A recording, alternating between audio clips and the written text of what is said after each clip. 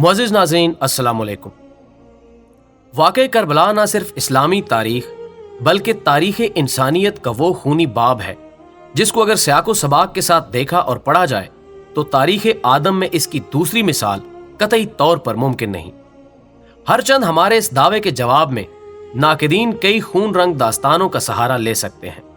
लेकिन इक़्तिदार की खातिर जान गंवाने का अमल हो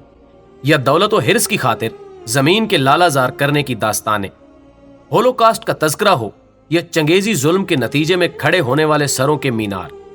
इनमें कोई एक वाक़या भी ऐसा नहीं जो अपने अंदर फिक्र इंसानी की रहनुमाई करते हुए ना सिर्फ तागूत के मकरू चेहरे से नकाब खींच सके बल्कि फिक्र हुसैन की रोशनी में जिंदगी और मुआशरत के खदोखाल संवारने के गुर भी बता सके। मुअज़्ज़िज़ ख़वातीन व हज़रात, वाक़या करबला अपनी नोयत का वो वाहिद वाक़या है जो अपने अंदर पूरा एक फ़लसफ़ा समेटे हुए है, जिसमें तागूत और इसके मकासद के साथ साथ इसका अंजाम और इसके मुकाबले में हक का किरदार और खूने नाहक से जन्म लेने वाली रोशन किरदार की वो फसल है जो अज़ल से लेकर अबद तक यजीदियत के सीने में कांटे की तरह खटकती रहेगी। लेकिन क्या उम्मत के लिए यही काफ़ी है कि हर साल अशरे मुहर्रम मनाने के लिए इन मसाइब को तो अपना मौज़ूए सुखन बनाया जाए जो खानवादा नबूवत के हिस्से में आए, जिनको सुनकर पहाड़ों का सीना तो चाक हो सकता है, जिनके जिक्र से पत्थर दिल भी पानी हो जाते हैं। इसमें कोई शक नहीं कि इमाम आली मकाम ने अपनी कुव्वत ईमानी के बलबोते पर हक और बातिल के दरमियान अपने खूने अक़दस से वो लकीर खींच दी जिसने पूरी इंसानियत को नजरियाती तौर पर दो गिरोहों यानी हुसैनियत और यजीदियत में तब्दील कर दिया। लेकिन क्या हम मुसलमान जो कि दावे की हद तक हुसैनियत के अलमबरदार बने बैठे हैं कि इस तरह अशरे मुहर्रम मनाने से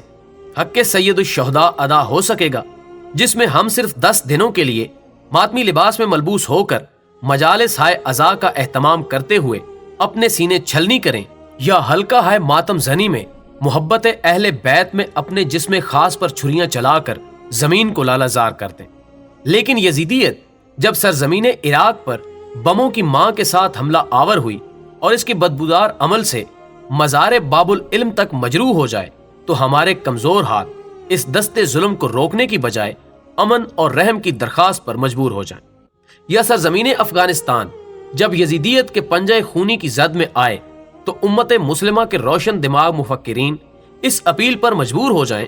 कि उसामा बिन लादेन को अमेरिका के हवाले करके बाकी मुसलमानों की जान बख्शी करा ली जाए।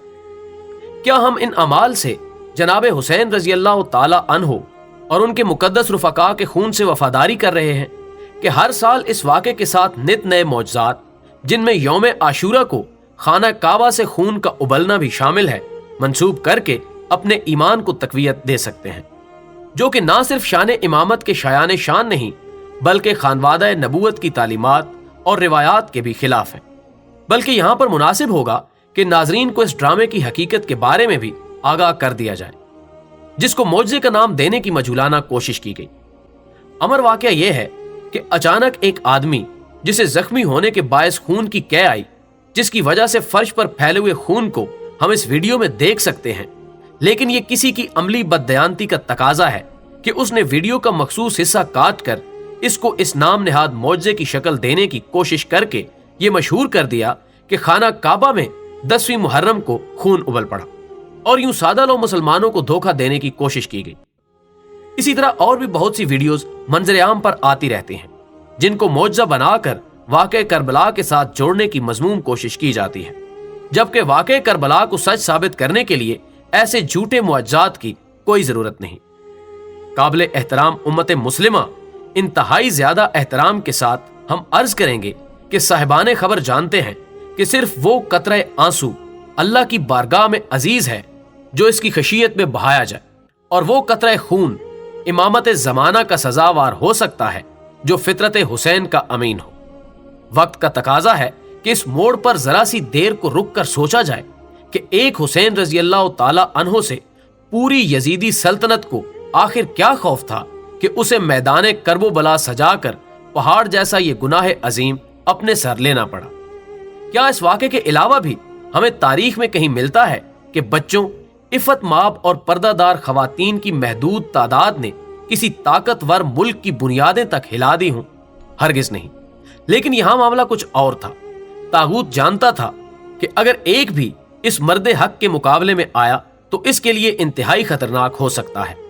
لیکن وہ بدبخت نہیں جانتا تھا کہ حسینیت جب یزیدیت کے مقابلے کے لیے نکلتی ہے تو وہ ایک سر کٹوا کر اپنے پیچھے سروں کی وہ فصل بو جاتی ہے جس کو اگر یزیدیت قیامت تک بھی کاٹنے کی کوششیں ناکام کرتی رہے تو بھی اس کو کاٹنا اس کے بس میں نہیں ہوتا، اور آج وقت اسی سروں کی فصل کو ڈھونڈ رہا ہے۔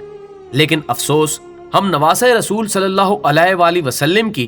اس بے مثال قربانی کے مقاصد کو بھول کر خون حسین رضی اللہ تعالی عنہ سے وہ انصاف نہیں کر سکے جو کہ حسینیت کی حقیقی روح تھا، اور یہی وجہ ہے کہ آج قافلہ حجاز میں ایک حسین بھی نہیں، گرچہ ہے تابدار ابھی گیس ہوئے دجلہ و فرات۔